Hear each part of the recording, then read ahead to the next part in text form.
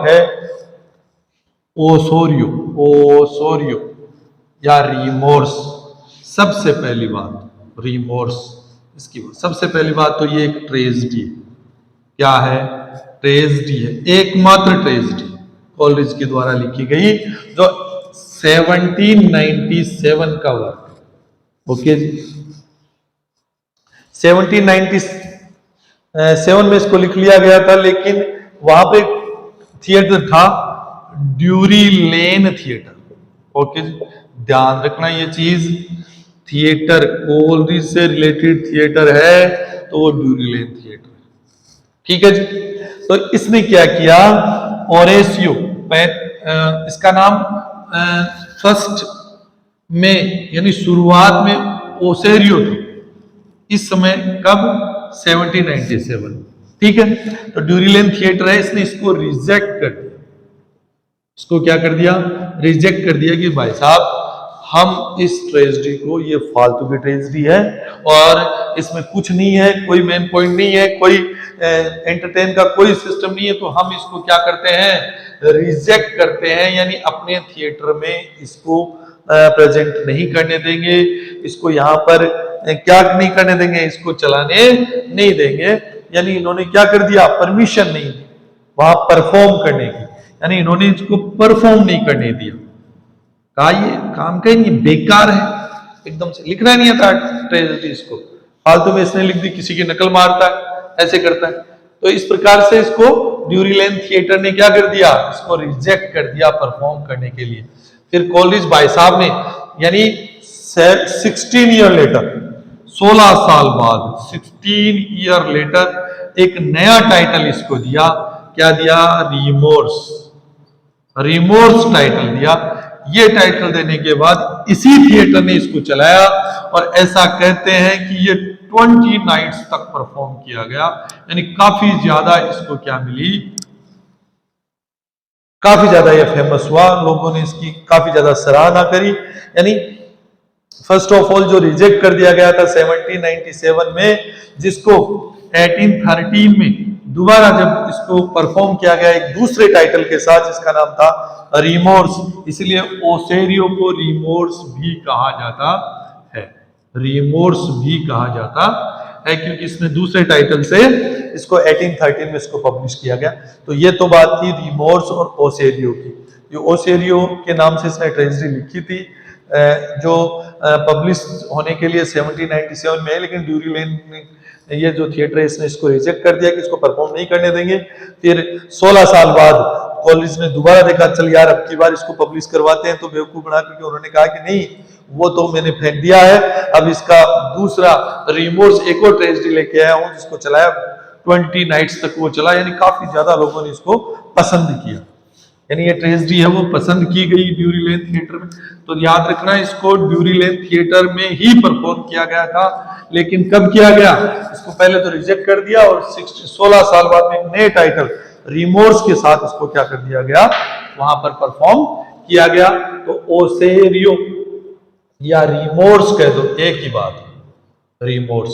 ठीक है, दो डेट इसकी ध्यान रखना, 1797 और 1813, दोनों के बीच में 16 ईयर का क्या है? फासला है, यानी यहां पर इसको रिजेक्ट कर दिया गया था और यहां पर इसको परफॉर्म करने के लिए कह दिया गया। ओके जी, ये तो एक बात हुई। दूसरी बात, इसको ब्लैंक वर्स में लिखा गया। एग्जाम में पूछ लेते हैं कि किस में लिखा गया, तो ब्लैंक वर्स में इसको लिखा गया है, ये बात इंपॉर्टेंट। ठीक है जी, और देखो फिर इसकी बात आती है करेक्टर्स की। एक क्वेश्चन का क्या, किसके बारे में पूछ, करेक्टर्स। देखो इससे ज्यादा क्वेश्चन नहीं पूछेगा, यहां से क्वेश्चन आ जाएगा, इसमें लिखा गया, ब्लैंक वर्ड्स में लिखा गया, करेक्टर्स के बारे में पूछ लेगा, बस और कुछ नहीं, एकमात्र ट्रेजेडी है। तो करेक्टर्स हैं इसमें, तो करेक्टर मेन तो है वेलजेस, वेलेज, या इसको आप कह सकते हो क्या, इसका नाम जो पूरा नाम है वो मार्क्विस, मार्क्विस वेल्ज, वेल्ज, ये इसका मेन नाम। ठीक, यानी मेन वैसे देखा जाए तो इसका मेन तो ओरेसियो, ओसोरियो, यही है इसका मेन करेक्टर, लेकिन ये इसका पिता है। ठीक है, यानी मेन कैरेक्टर इसके कौन कौन से हैं? तो इसके मेन कैरेक्टर हैं, एक तो कौन है, एक तो है मारिया, मारिया, मारिया। ये मारिया कौन है? तो मारिया एक ऑर्फन लेडी, ऑर्फन गर्ल है, ऑर्फन लेडी कह दो चाहे गर्ल कह लो, वो है। और इसका गार्जियन कौन है? तो ये वेल्स ही इसका गार्जियन है, इसने इसको पाल पोस कर बड़ा किया। ठीक है, मारिया के बाद में आता है आपका अल्बर्ट। अल्बर्ट, अल्बर्ट है वो इस वेल्ज का, यानी इसका वेल्ज का क्या है? बड़ा बेटा है। वेल्ज का क्या है? बड़ा बेटा है। वेल्ज सन है, यानी बड़ा बेटा है। और ओसेरियो, ओसोरियो ये भी इसका क्या है? ये इसका अदर सन है, यानी इसका दूसरा बेटा। ठीक है, और इनका वैसे नाम दिया जाए तो एक नाम और इसका पूछ सकते हैं, यानी इसका जो मारिया है वो तो क्या है? डोना, डोना टेरेसा, टेरेसा।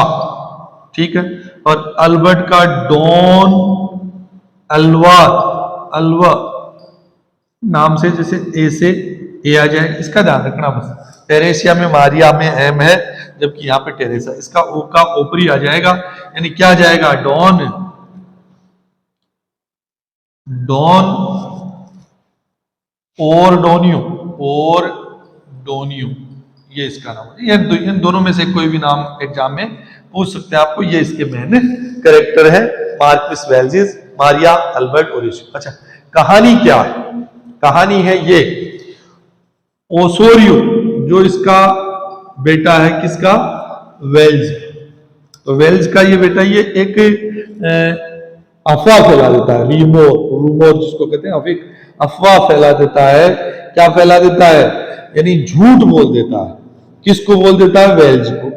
वेल्ज को झूठ बोल देता है कि जो तेरा बेटा जो अल्बर्ट है वो उसको डुबा दिया, उसके शिप को, यानी ये कह देता है कि इसकी मृत्यु हो गई। किससे? ड्राउनिंग शिप से, यानी इसका शिप क्या हो गया? डूब गया। और किसके द्वारा डुबा दिया गया? तो जो मार्क्विस पायरेट है, मोरकिस, या आप इसको मोरिस, मोरिस कर सकते हो, क्या कह सकते हो? Morris, Morris pirate, pirate, pirate यानी होते हैं समुद्री डाकू। तो इन समुद्री डाकुओं के द्वारा इसके शिप को क्या कर दिया गया? डुबो दिया गया। और अल्बर्ट है वो, उसकी डेथ हो गई। ऐसा कौन कहता है? ओसेरियो वेल्ज को कहता है।